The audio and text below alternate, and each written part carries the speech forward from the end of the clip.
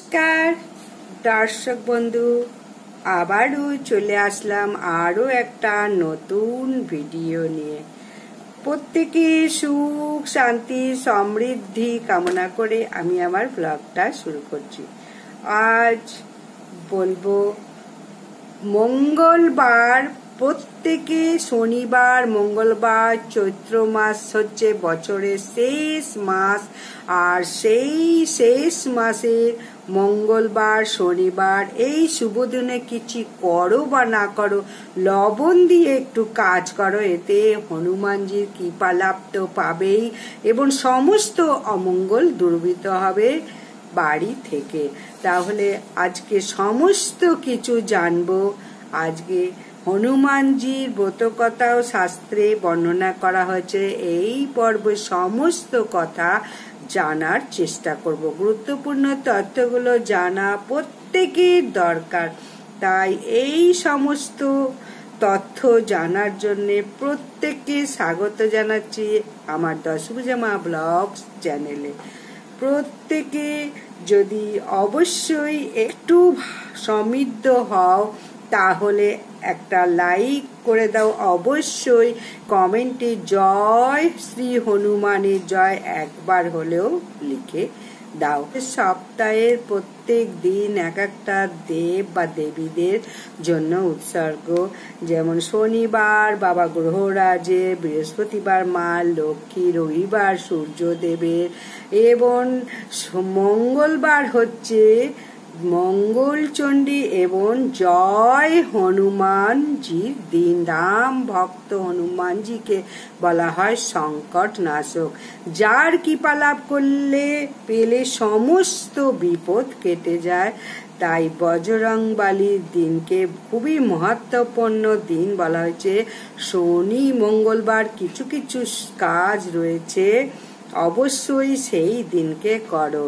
শনিবার মঙ্গলবার হচ্ছে শুভ, আবার এই দিনে অনেক অনেক কিছু কাজ কিন্তু করা নিষেধ। মা কালীর তন্ত্র বিদ্যা প্রয়োগের জন্য শ্রেষ্ঠ দিন হচ্ছে মঙ্গলবার। মা কালী সাধনার জন্য এই মঙ্গলবার অত্যন্ত সাধনার দিন। মঙ্গলবার হনুমানজির দিন, পাশাপাশি মঙ্গলবার যাদের জন্ম হয় এটাও কিন্তু মনে রাখতে হবে। ভাগ্য কেমন হতে পারে পুরোটা না বলতে পারলেও জ্যোতিষ শাস্ত্রে, সমুদ্র শাস্ত্রে বলা আছে যে মানুষের জীবন কেমন হতে পারে মোটামুটি একটা ধারণা পাওয়া যায়। চলন বলন, শারীরিক গঠন প্রণালী, হস্তরেখা, কোন দিন জন্ম হয়েছে, জন্মকুণ্ডলী বিচার করে জ্যোতিষবিদ্যারা এই মানুষ এই দিনে যারা জন্মগ্রহণ তাদের জীবন প্রবাহ কেমন হতে পারে। গর্গাচ মুনি বলেছিলেন ভগবান শ্রীকৃষ্ণের সমস্ত অঙ্গ প্রত্যঙ্গ দেখে বলেছিলেন যে তিনি স্বয়ং ভগবান। মঙ্গলবার যিনি জন্মগ্রহণ করেন স্বাভাবিক হনুমানের কৃপা লাভ করবেই। যাদের মঙ্গলবার জন্মবার হয় তারা কিন্তু সরল প্রকৃতির হয়ে থাকে, তোমরা মিলিয়ে নেবে। এই সরলতার জন্য অনেক জায়গায় এরা ঠকেও যায়। বিশেষ সরলতা আবার ভালো নয়, কারণ এগুলো হলে প্রত্যেকের কাছে ঠকার একটা চান্স থাকে। প্রত্যেকে কি বলে যে সাধারণভাবে একটা জীবন যাপন, আমার মধ্যে অহংকার থাকবে না, সিভিলভাবে জীবন যাপন করব। বর্তমান যুগে মানুষ অনেক সময় লেখাপড়া শিখছে, শিক্ষিত হচ্ছে, সমস্ত কিছু ডেভেলপ হচ্ছে, উন্নতি হচ্ছে, কিন্তু আমাদের চেতনা দিনে দিনে নিচুর দিকে হয়ে যাচ্ছে। মানুষের মনটা খুব খারাপ হয়ে যাচ্ছে। আগের দিনের মানুষের মন ছিল খুব পরিষ্কার, আর এখন দিনের মানুষের ক্রূরতা, খল, চতুরতা দিন দিন উত্তরোত্তর বৃদ্ধি পাচ্ছে। যারা মঙ্গলবারে জন্মগ্রহণ করে তাদের প্রকৃতি, নেচার, স্বভাব সহজ সরল হয়।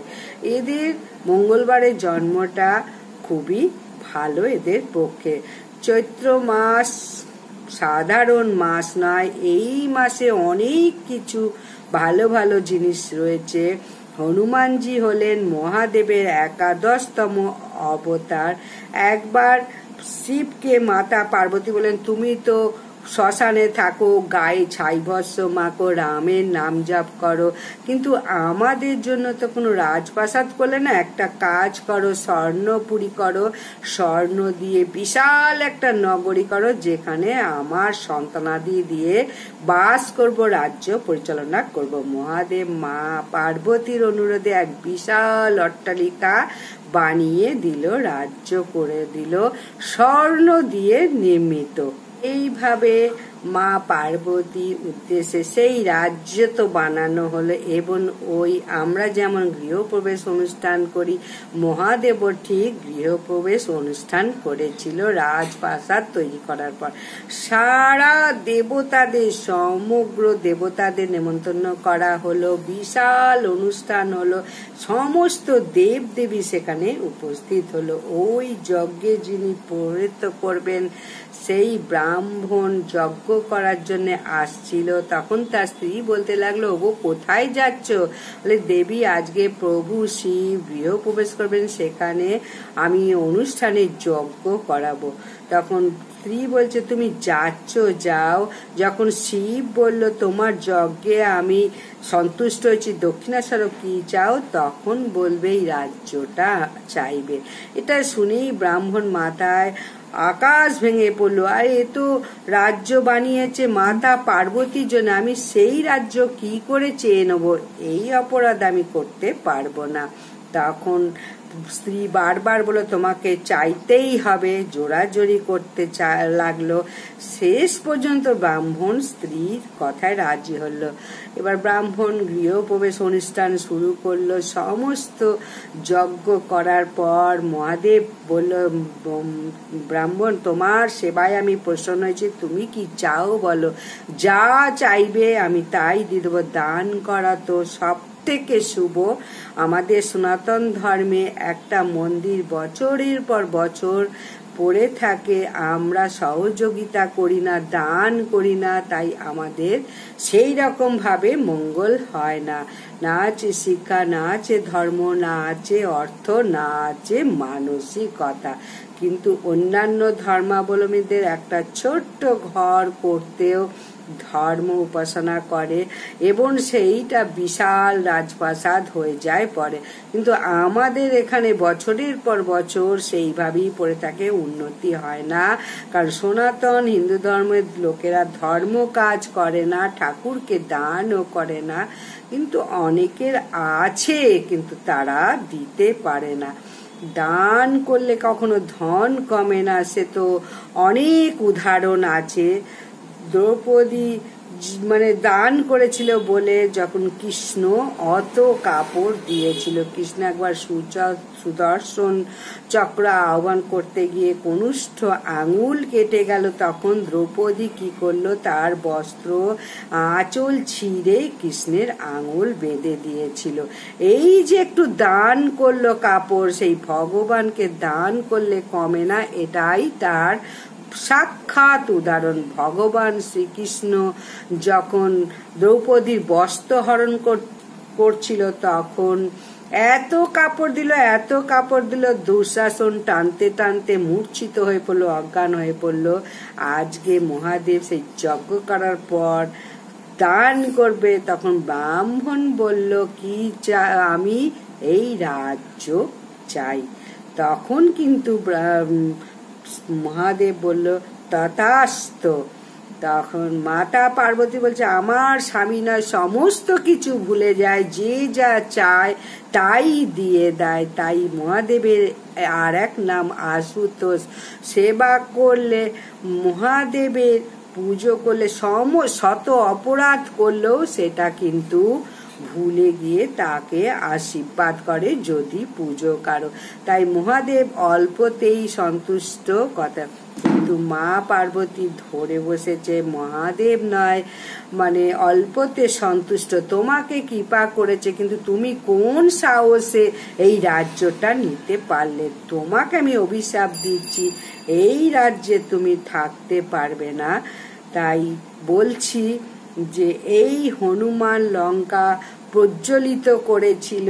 কাহিনীটা এই কারণেই বলছি, মহাদেবের অবতার পরম রাম ভক্ত হনুমান মহাদেবের পুজো এই চৈত্র মাসেই করা হয়। নীল পুজো একদম চৈত্র সংক্রান্তির আগের দিন। হনুমান জয়ন্তী এই চৈত্র মাসেই রয়েছে। হনুমানের ইষ্টদেব ভগবান শ্রী রামচন্দ্র আবির্ভূত হয়েছিলেন রাম নবমীর দিন।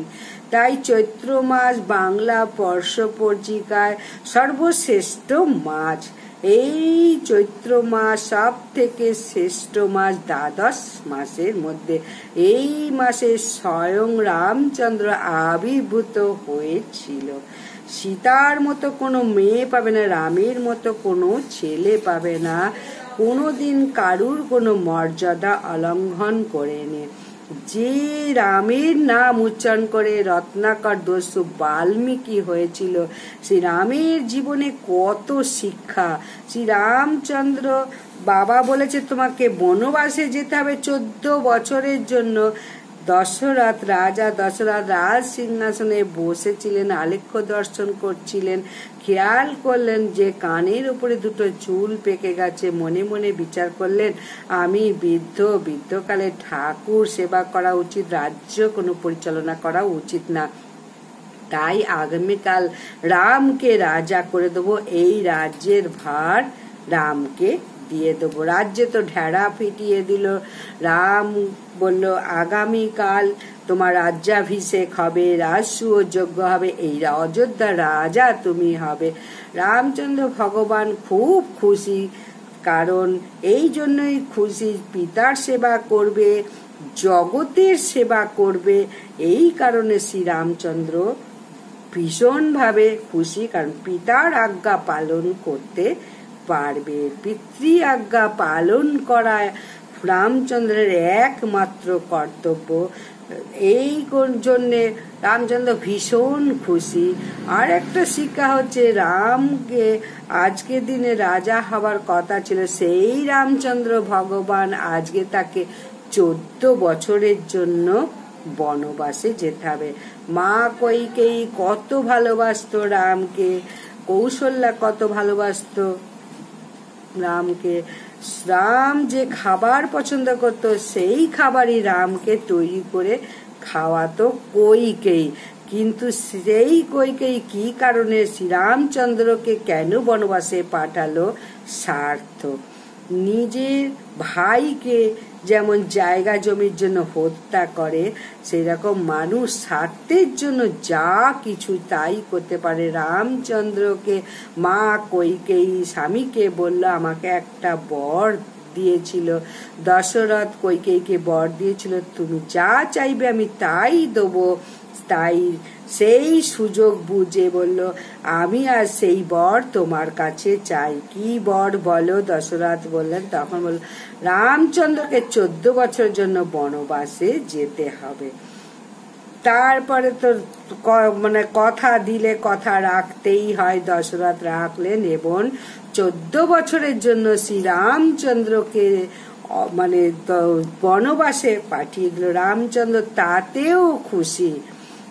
14 বছর কেন, 14 দিনের জন্য কেউ রাজি হবে না। কিন্তু রামচন্দ্র রাজা কথা শোনার পরে আবার পরক্ষণেই শুনতে পেল 14 বছরের জন্য তাকে যেতে হবে বনবাস। তাতেও শ্রী রামচন্দ্র খুশি। কিন্তু কলিযুগে কি দয়া নেই, দান নেই, ধর্ম নেই, উদারতা নেই, মন নেই, কোনো কিচ্ছু নেই।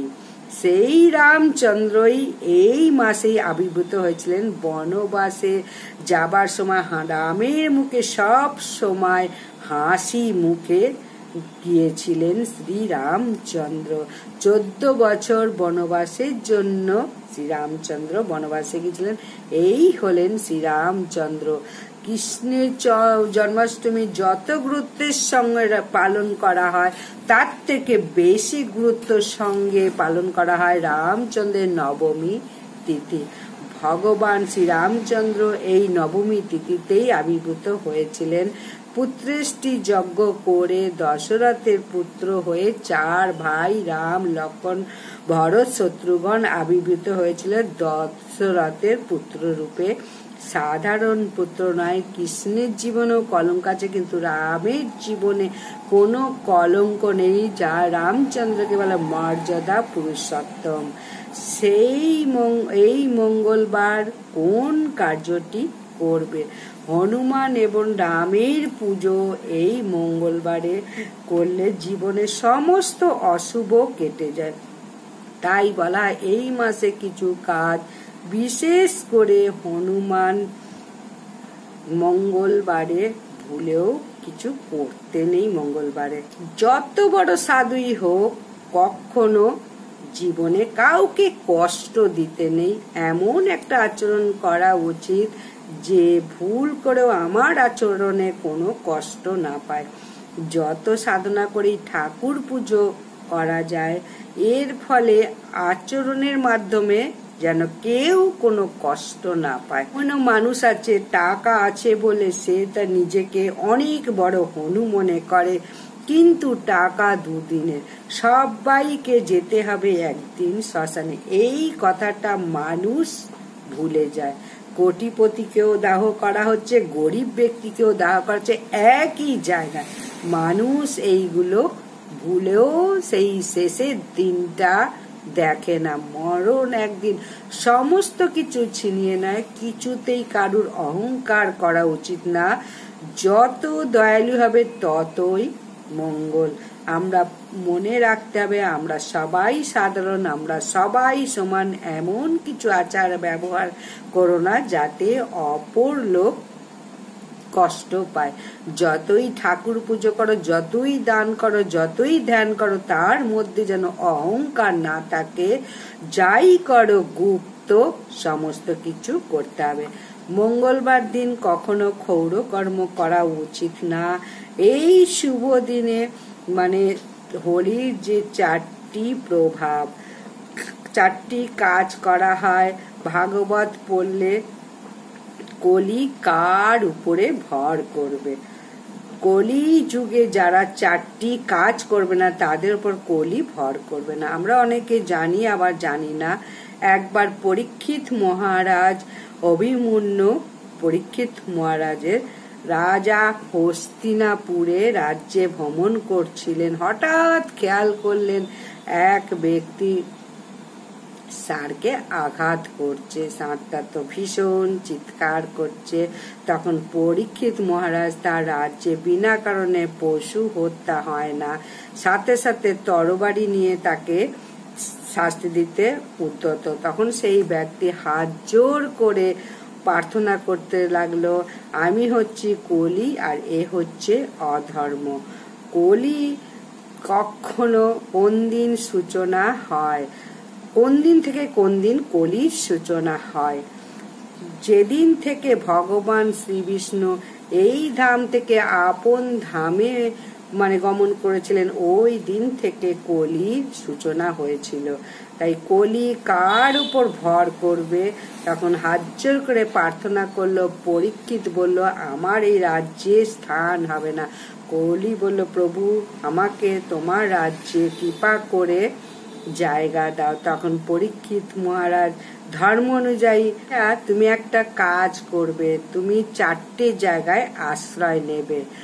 প্রথম হচ্ছে অবৈধ সঙ্গ, তাদের উপর তুমি ভর করবে।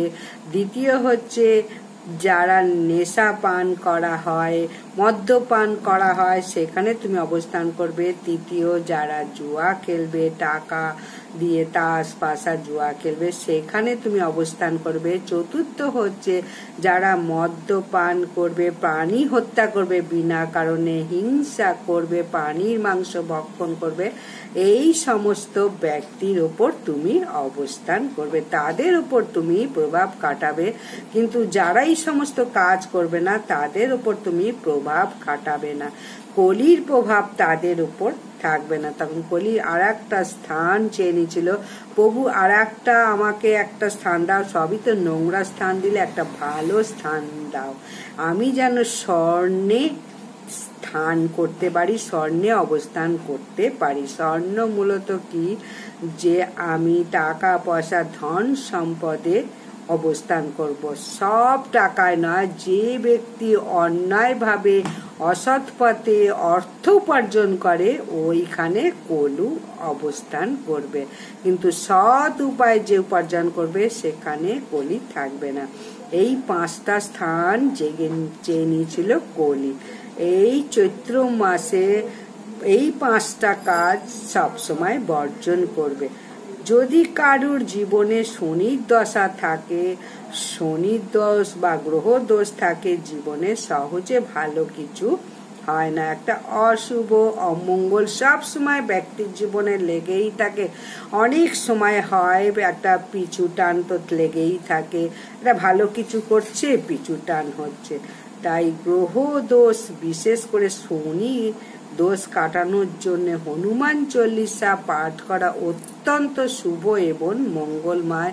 স্বয়ং শনি দেবতা প্রভু হনুমানকে বলেছে, তোমার যারা ভক্ত হবে আমি তার উপর প্রভাব কাটাবো না, তোমার উপর তো প্রভাব কাটাবোই না, পাশাপাশি তোমার যে ভক্ত হবে তার প্রতি আমি প্রভাব কাটাবো না। সেই থেকে রামের যারা ভক্ত হয়, হনুমানের যারা ভক্ত হয়, এদের ওপর শনির দশা থাকে না বা শনির প্রভাব কাটে না। তাই হনুমান চল্লিশা পড়লে শনির দশা কেটে যায়। যদি বেশি বেশি অমঙ্গল বা অশুভ সমস্ত কিছু হয়, তাহলে হনুমানজি সংকট মোচন হনুমান চল্লিশা অবশ্যই পাঠ করো বা শ্রবণ করো। যে কোনো বিপদ, বেশি বেশি বিপদ যদি হয়ে থাকে কেটে যাবে। হনুমানের পুজো করা অত্যন্ত মহিমাপূর্ণ বলা হয়েছে। এরপর বলবো, যদি কেউ রামের নাম জপ করে অত্যন্ত মহত্বপূর্ণ। হনুমানের কৃপা হলে রামচন্দ্রের ভক্তকে কেউ ক্ষতি করতে পারে না, যার প্রমাণ ছিল রামচন্দ্র লঙ্কা জয় করে মা সীতাকে উদ্ধার করে অযোধ্যায় এসে শুনতে পেল যে দশরথ মহারাজ দেহত্যাগ করেছে। রামচন্দ্র যখন শুনতে পেল, বিশাল বৈষ্ণব সেবা দিচ্ছে। বর্তমানে তো মানুষ শ্রাদ্ধ করে, মৃত ব্যক্তি মাছ মাংস এসব দিতে হয়, কিন্তু অনেকে দেয়, অনেকে আবার দেয় না। অনেকে তর্ক করে যে প্রকৃত শাস্ত্রের নিয়ম সাধ্যে কোনো সময় মাছ মাংস দিতে নেই। যদি কেউ পিতামাতা মঙ্গল কামনা করে, মাছ মাংস দিয়ে কিন্তু কখনো সেবা করা উচিত নয়। তাই বলছে ওখানে ভগবানের প্রসাদ দিয়ে, ভগবানের সমস্ত কিছু দিয়ে, যে ব্যক্তি পিতৃপুরুষের শ্রাদ্ধ দিয়ে ভগবানের প্রসাদ নিবেদন করে, বৈষ্ণবদের প্রসাদ নিবেদন করে, তার কিন্তু কখনো কোনো কষ্ট হয় না। মাছ মাংস দিয়ে কখনো করা উচিত না শ্রাদ্ধ শান্তি। হরিভক্তি বিলাসেও বলা আছে, যারা রাজসিক মাছ মাংস এইসব দিয়ে শ্রাদ্ধ করে, এই 3 ব্যক্তি নরকে যাবে। যারা দান করবে, যারা খাবে এবং যার উদ্দেশ্যে এই শ্রাদ্ধ করবে মাছ মাংস দিয়ে, তারা 3 জনেই নরকে যাবে। এরকম অনেক শাস্ত্র আছে। প্রকৃত বাস্তবিক দৃষ্টিতে যদি দেখি যে মাছটা তো বাদ দিলেই ভালো হয়, এটা রাজসিক খাবার, শাস্ত্রিক খাবারের মতো খাবার নেই। আয়ুর্বেদিকেও বলা আছে যে ভগবানের প্রসাদ হলে প্রসাদের মাধ্যমে সমস্ত দুঃখ দূরীভূত হয়। সেই প্রসাদ দিয়ে যদি পিতামাতার পিণ্ডদান করা হয়, শ্রাদ্ধ করা হয়, সকলের মঙ্গল হয়। যারা সেই প্রসাদ গ্রহণ করে, যার উদ্দেশ্যে সেই প্রসাদ দেওয়া হয় এবং যে করে, প্রত্যেকের মঙ্গল হয় এবং বৈকুণ্ঠ ধামে সে পৌঁছায়। এই 3 ব্যক্তি। একটা অদ্ভুত বিষয়, হনুমান বসে আছে রামচন্দ্রের পাশে রামচন্দ্রের গুরুদেব আছে বিশ্বামিত্র, এবং সেখানে রামচন্দ্রের ওপরের আসনে আছে বিশ্বামিত্র। কিন্তু নারদ মুনি এই জিনিসটা একদমই সহ্য করতে পারল না।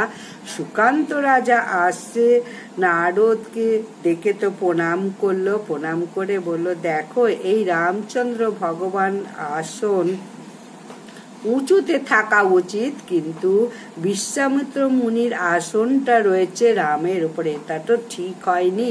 নারদ মুনি বললেন, তখন সুকান্ত রাজাকে বলল, তুমি একটা কাজ করো, তুমি প্রথমে গিয়ে, সবাই তো রামের গুরু বিশ্বামিত্রকে প্রণাম করছে, তুমি প্রথমে রামকে প্রণাম করবে, তারপরে সবাইকে প্রণাম কর, বিশ্বামিত্রকে প্রণাম করবে। ঠিক আছে, নারদের কথা মতো সুকান্ত মুনি প্রথমে রামকে প্রণাম করলো, সবাইকে ঘুরে ঘুরে প্রণাম করার পর সবার শেষে বিশ্বামিত্রকে প্রণাম করলো। এইটা বিশ্বামিত্র একদম সহ্য করতে পারলো না, কেন আমাকে সবার আগে কেন প্রণাম করেনি, আমি একদম এটা সহ্য করতে পারছি না। পরে অনুষ্ঠান শেষ হয়ে গেলে রামচন্দ্রকে ডেকে বলল, এই সুকান্ত রাজার মস্তক আমার হাতে চাই। রামকে বলল, আর রামের গুরু যা আদেশ দিচ্ছে সেটা তো করতেই হবে, গুরুর আজ্ঞা তো পালন করতেই হবে। তারপর শেষমেশ রামচন্দ্র তাই করতে গেল, আজ্ঞা পালন করতে গেল। গুরুর আজ্ঞা না পালন করলে তো মহাবিপদ। সুকান্ত রাজা খেয়াল করেছিল যে কার্যে সূর্যোদয়ের পূর্বে তাকে বধ করা হবে। শেষমেশ নারদ মুনির চরণে গেল, প্রভু আপনার বুদ্ধিতেই আমি এই করলাম, এখন আমার প্রাণ চলে যাবে, মস্তক চলে যাবে, আপনি আমাকে রক্ষা করুন। তখন নারদ মুনি বলল, দেখো আমিও তোমাকে রক্ষা করতে পারবো না, তোমাকে রাম ভক্ত হনুমানই একমাত্র রক্ষা করতে পারে, তুমি হনুমানের চরণে শরণ করো। তখন হনুমান ছিল অঞ্জনার পুত্র, প্রথমে রামের সেবা করার পর অঞ্জনা দেবীকে প্রণাম করত। অঞ্জনা দেবীকে সুকান্ত রাজা গিয়ে বলল, আপনি আমাকে রক্ষা করুন। তখন হনুমান এসেছে, তারপরে অঞ্জনা দেবীকে সমস্ত খুলে বলল এবং বলে দিল, যেভাবে হোক তুমি সুকান্ত রাজাকে রক্ষা করবে। হনুমানকে তার মা বলে দিল। তখন বলল, তুমি একটা কাজ করবে, আগামীকাল সকালবেলা আকুল প্রাণে রামকে ডাকবে, তাহলে রামকে বধ করবে না। তারপরেও যদি দেখো রামচন্দ্র বধ করতে আসছে, তখন তুমি রাম সীতা বলে আকুল প্রাণে ডাকবে, তাহলেও বধ করবে না। এরপরেও যদি বধ করতে উদ্যত হয়, রাম সীতা হনুমান বলে তখন ডাকবে, তখন কিন্তু তোমাকে বধ করতে পারবে না। শ্রীরামচন্দ্র তো কিছুতেই যাচ্ছে না, যে রামচন্দ্র আকুল প্রাণে ডাকছে। তারপরে শেষমেশ তাও গেল ওদিকে, গুরুদেব আবার বলছে কি, আমার তো এখনো তুমি বেরোলে না, সুকান্ত রাজার মস্তক তো আমার চাই। রামচন্দ্র ভগবান উপায় না পেয়ে গুরুদেবকে সাথে নিয়ে বেরিয়ে পেল। দূর থেকে দেখতে লাগলো রাম নাম জাপ করছে সুকান্ত রাজা, কিভাবে বধ করবে। তীর্ধনুক তো কম্পিত হচ্ছে রামচন্দ্রের। আবার গুরুদেব বলল, তীর্ধনুক কাঁপছে কেন, আবার মারতে যাচ্ছে। এরপরে সুকান্ত রাজা রাম সীতা বলে ডাকছে, যে হৃদয় সীতার বাস তাকে কি করে রামচন্দ্র আঘাত করবে। তারপরে আবার গুরুদেবকে পাশে বসা দেখে মারতে উদ্যত হলো। তখন সুকান্ত রাজা উপায় না পেয়ে রাম সীতা হনুমান বলে আকুল প্রাণে ডাকতে লাগো। সেখানে নারদ মুনিও উপস্থিত ছিল, হনুমানও উপস্থিত ছিল এই দিব্যলীলা দর্শন করার জন্য। তখন রাম সীতা বলে ডাক দিল, তখন রাম সীতা আর থাকতে পারলো না, তীর ধনুক ফেলে দিয়ে সুকান্ত রাজাকে জড়িয়ে ধরল। বিশ্বামিত্র রাজা তখন ভুল বুঝতে পারলো, এটাই হচ্ছে একটা লীলা। ভগবানের পুজো করলে ভগবান যত প্রসন্ন হয়, ভক্তের সেবা করলে তার থেকে বেশি প্রসন্ন হয়। তাই লেখা আছে শাস্ত্রে, আমরা ভক্তের কেবল পুজো করবে, সে দাম্ভিক, তাকে আমি কৃপা করি না। অন্তত পক্ষে এই মঙ্গলবারে চেষ্টা করো শ্রীরামের নাম জপ করা, হনুমানের নাম জপ করা, তে বিশেষভাবে কৃপা লাভ করা যায়। রামচন্দ্র যাকে রক্ষা করে, হরি যাকে কৃপা করে, কে তাকে মারতে পারে? ভগবানেরও সাধ্য নেই ওই ব্যক্তিকে কে মারবে। তাই যদি বাড়িতে লাড্ডু থাকে, লাড্ডু প্রস্তুত করে হনুমানকে ভোগ দাও। হনুমানের সব থেকে প্রিয় খাদ্য হচ্ছে লাড্ডু, কলা, ছোলা, গুড়, নারকেল, এইগুলো দিয়ে পারলে নিবেদন করো। এরপরে বলবো লবণ দিয়ে কি কাজ করবে। এতে সংসারে দারিদ্র দূরীভূত হবে, অখণ্ড সৌভাগ্য লাভ করবে। শাস্ত্রে অনেক কিছু বর্ণনা করা হয়েছে। এখন হনুমানের একটা সুন্দর কাহিনী বলবো, ধৈর্য ধরে শ্রবণ করো। এতে কিন্তু হনুমানের কৃপা লাভ করা সম্ভব। ভক্তি করে যারা হনুমানের পূজা করবে, ব্রত করো বা না করো, ভক্তি ভরে এই হনুমানের বিশেষ একটু কাহিনী শ্রবণ করি, একটু হলেও হনুমানের কৃপা লাভ পাওয়া যাবে।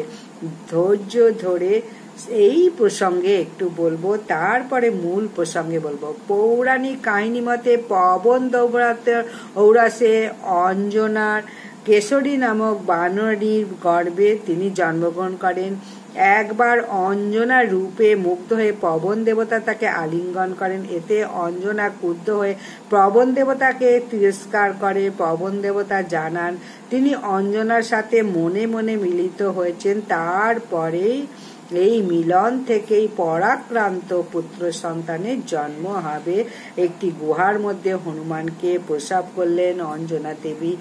এই অঞ্জনা দেবী কাশীতে বিশাল করে মেলা হয়, অনুষ্ঠান হয়। প্রসবের পর অঞ্জনা ক্ষুধার্ত হয়ে বনে ফল আনতে গেলে হনুমান ভোরে সূর্যকে ফল মনে করে খাবারের জন্য লাভ দিয়ে বহু শত যোজন অতিক্রম করলেন। এই সময় পবন দেবতা বাতাসকে শীতল করে দেন। শিশু বিবেচনায় সূর্য তাকে দগ্ধ তাকে বিরত থাকে। সেই দিনে রাহু সূর্যকে গ্রাস করার জন্য অগ্রসর হয়। হনুমান সূর্যকে ত্যাগ করে রাহুকে গ্রাস করতে উদ্যত হয়। রাহু ভয় পেয়ে ইন্দ্রের শরণাপন্ন হয়। এরপরে ইন্দ্র রাহুকে সাথে করে ঐরাবতে সূর্যের কাছে উপস্থিত হয়। এবার হনুমান ঐরাবতকে গ্রাস করতে উদ্যত করলে ইন্দ্র বজ্রের দ্বারা আঘাত করে। ফলে তার ধনুর হাড় ভেঙে যায়। তিনি পর্বত শিখরে পতিত হয়ে মৃত্যু বরণ করে। পুত্রের এই অবস্থা দেখে পবনদেব গুহায় পৌঁছায়। বাতাসের অভাবে সমগ্র চরাচরে বিপর্যয়ের সৃষ্টি হয়। সকল দেবতা ব্রহ্মার শরণাপন্ন হয়। ব্রহ্মা হনুমানকে উপস্থিত হয়ে হনুমানকে পুনরুজ্জীবিত করে। এই শিশু বজ্রের আঘাতে ভেঙেছিল বলে এর নাম রাখা হয় হনুমান। এবার বিভিন্ন দেবতা বিভিন্ন প্রকার বর দেন। ইন্দ্র বর দেন বজ্রে তার মৃত্যু হবে না, ইচ্ছা তার মৃত্যু হবে। সূর্য তার শতাংশ তেজ দান করে। ব্রহ্মা বলে হনুমান ব্রহ্মজ্ঞ চিরঞ্জীবী হবে। সকল ব্রহ্মবাসে সাপের অবাধ্য হবে এবং সকল অস্ত্রে অবদ্ধ হবে। এছাড়া অন্যান্য দেবতাগণ বিভিন্ন প্রকার বর প্রদান করে। এরপর হনুমান আশ্রমে ঋষিদের উপর অভিশাপে তিনি দীর্ঘদিন ক্ষমতার অভিশাপে বিস্মিত হয়ে যায়। হনুমান কর্তৃক সাগর লঙ্ঘন পূর্বে জাম্ববান হনুমানকে মহাশক্তিশালী ক্ষমতাকে অবহিত করেছিলেন। এরপর থেকে তিনি ক্ষমতা সম্পর্কে বিস্মিত হননি। রাবণ সীতাকে অপহরণ করলে সীতার খোঁজে রাম লক্ষ্মণ কিষ্কিন্ধা উপস্থিত হন। এই সময় সুগ্রীব তাদের পরিচয় জানার জন্য হনুমানকে পাঠায়। হনুমান তাদের পরিচয় লাভ করার পর রামচন্দ্র এবং লক্ষ্মণকে তাদের পিঠে চড়িয়ে সুগ্রীবের কাছে এনেছিলেন। এরপর রাবণ বানর ও সীতার রাবণ সীতার অনুসন্ধানে সুগ্রীব বিভিন্ন দিকে চর পাঠান। হনুমান রামের আংটি নিয়ে দক্ষিণ দিকে যান। এই অনুসন্ধানকালে সম্প্রতি সীতার অবস্থান জানতে পেরে সাগর লঙ্ঘন করে লঙ্কায় উপস্থিত হন। ইতিমধ্যে গন্ধর্ব ঋষিরা হনুমানের শক্তি পরীক্ষার জন্য নাগমাতা সুরসাকে পাঠালেন। পরীক্ষায় জয়লাভ করে লঙ্কার পথে রওনা দিলেন। সুরসা রাক্ষস রূপ ধারণ করে হনুমানের পথ রোধ করে বললেন যে দেবতারা তাকে তার খাদ্য রূপে নির্দিষ্ট করেছে। উত্তরে হনুমানজি বললেন তিনি সীতাকে উদ্ধার করতে লঙ্কায় রামের দূত হয়ে যাচ্ছে। সীতার সংবাদ রামকে দিয়ে তিনি পুনরায় সুরসার মুখে প্রবেশ করবে। এরপর সুরসা বলেন যে কেউ আমাকে অতিক্রম করে যেতে পারবে না, এই বর লাভ করেছিলেন। এরপর হনুমান মুখে প্রবেশ করার পর তার মুখ প্রসারিত করলেন। প্রথমে হনুমান তার 10 যোজন বিস্তৃত করলো, সুরসা মুখ 10 যোজন বিস্তৃত করলো। এরপর সুরসা 20 যোজন মুখ বিস্তৃত করে হনুমান 30 জন বৃদ্ধি প্রাপ্ত হলেন। এইভাবে দুজন ক্রমে আয়তন বৃদ্ধি প্রাপ্ত হওয়ার সময় হনুমান হঠাৎ করে নিজেকে অঙ্গুষ্ঠ আকৃতি ধারণ করে পরে সুরসার মুখে প্রবেশ করে আবার বেরিয়ে এলেন। এরপর সুরসা নিজ মূর্তি ধারণ করে হনুমানকে আশীর্বাদ করেন। পথে সিংহিকা নামক এক রাক্ষসীর সাক্ষাৎ হয়। এই রাক্ষসী জীবের ছায়া আকর্ষণ করে তাকে আহার করত। হনুমানের ছায়া আকর্ষণ করে তাকে আহার করতে উদ্যত নিলে হনুমান তার প্রথমে শরীর বৃদ্ধি করে, সেই কারণে সিংহিকা তার বিস্তার করে মুখ। পরে হনুমান হঠাৎ করে সংকুচিত করে সিংহিকার মুখের ভিতরে শরীরে প্রবেশ করলেন এবং হৃৎপিণ্ড ছিন্ন করে তাকে হত্যা করলেন। এরপরে লঙ্কায় প্রবেশ করলেন। তিনি দেহ বিড়ালের মতো ছোট করে সীতাকে খুঁজতে লাগলেন। শেষ পর্যন্ত অশোক বনে সীতা দেবীকে দেখতে পেলেন। এরপর ইনি সীতাকে রামের আংটি দেখিয়ে আশ্বস্ত করেন। এর প্রতিদানে সীতা দেবী তাকে চূড়ামণি দান করেন এবং রামের বিশ্বাস উৎপাদনের জন্য সীতা তাকে মাথার মণি প্রদান করে।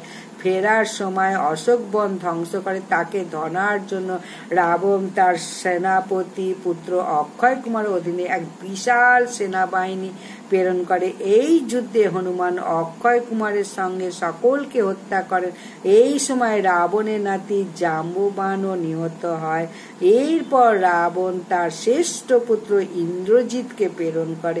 ইন্দ্রজিৎ হনুমানের উদ্দেশ্যে ব্রহ্মাস্ত্র প্রয়োগ করলে ব্রহ্মার সম্মানার্থে রাবণের সাক্ষাৎ লাভের আশায় ব্রহ্মার সেই বন্ধন স্বীকার করে। বন্দী অবস্থায় রাবণের সামনে তাকে উপস্থিত করা হলে ইনি সীতাকে অপহরণের জন্য রাবণকে তিরস্কার করেন। ক্ষিপ্ত রাবণ তাকে হত্যা করতে উদ্যত হলে বিভীষণের অনুরোধে এই হত্যাকাণ্ড থেকে রাবণ নিজেকে বিরত রাখে। কিন্তু এর পরিবর্তে রাবণ হনুমানের লেজে আগুন লাগানোর আদেশ দেন। রাক্ষসেরা এই আদেশ অনুসারে হনুমানের লেজে আগুন লাগিয়ে ছেড়ে দিল। লাফিয়ে লাফিয়ে আগুন দ্বারা সমস্ত লঙ্কা নগরীকে আগুন ধরিয়ে দিল।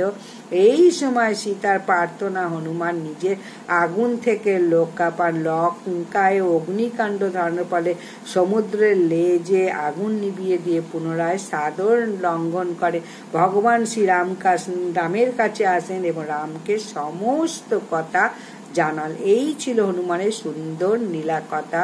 পরবর্তীতে আরো হনুমানের অনেক লীলা আছে। হনুমান রামের ভক্ত জগতে দুর্লভ। হনুমানজি চৈত্র মাসের প্রথম মঙ্গলবার আজকের দিনে লবণ দিয়ে কোন কার্যটি করবে। অনেক তান্ত্রিকরা বলে এই জায়গায় রাখো ওই জায়গায় রাখো মঙ্গল রাখবে, কিন্তু লবণ নষ্ট করে নয়, লবণ দিয়ে ভালো করে সুন্দর করে রান্না করে রন্ধন করে ভগবান শ্রী রামচন্দ্রকে ভোগ নিবেদন করো। সেই প্রসাদ হনুমানকে নিবেদন করো, সকল ভক্তকে নিবেদন করো। সেই রান্না করা প্রসাদ সন্দক লবণে আরো ভালো। সাধ্যমতো প্রসাদ ভোগ রান্ধন করে ভগবানকে নিবেদন করে সকল মানুষকে বিতরণ করো। প্রসাদে সমস্ত দুঃখ দূরীভূত হয়। এই কার্যটি মঙ্গলবার বা শনিবার করো। আজকে কোনো আমিষ কিন্তু ভুলেও ভক্ষণ করবে না। এতে জীবনের বিপদ কেটে যাবে, সৌভাগ্য উদয় হবে, সংসারে দারিদ্রতা দূরীভূত হয়। আশা করছি প্রত্যেকের ভালো লেগেছে, একটু হলেও সমৃদ্ধ হয়েছে। ভালো লাগলে অবশ্যই একটা লাইক করে জয় শ্রীরামের, হনুমানের জয়, এক রাম ভক্ত হনুমানের জয় এইভাবে প্রত্যেকে কমেন্ট বক্সে লেখো। আজকে এখানে শেষ করছি। নমস্কার।